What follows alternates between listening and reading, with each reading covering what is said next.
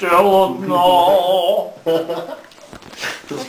След Байван дядо Попи излезе и така два че... Апаче, не. Добре и текста. След което попадието...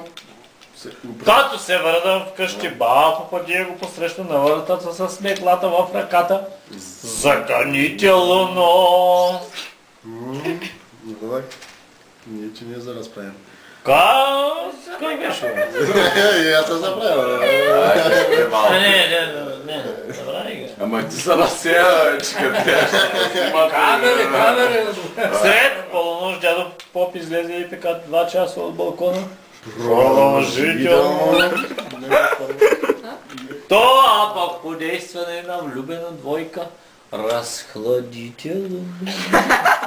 Ти бил на пеката? Която от своя страна роди малко предварително. Двойка да? Отче попанале, кой мадре коле, дошла и баба Неда да се изповеда. Осната свещица жада.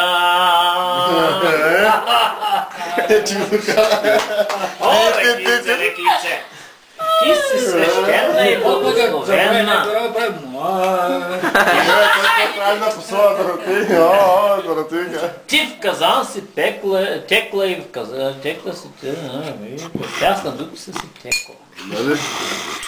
Но щом влезеш в човешката отрова, на главата правиш замъгление, в краката правиш преплетение, в стената правиш ударение и в гьола правиш обращение. Отче помоле, що има бреколе, дошла и булка слава, дете да кръщава. Що като и за нея друга песен пея, детето кръщава.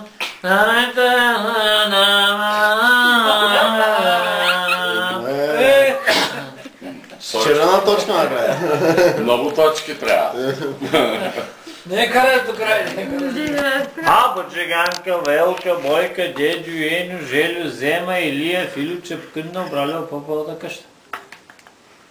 Попа като ги заблъска от скъдвиницата. Амин. Паро всека трима попа, като ги видиш, Спре го малко да си починка. мрежат ги пред теб трима попа. Кой е най-стария?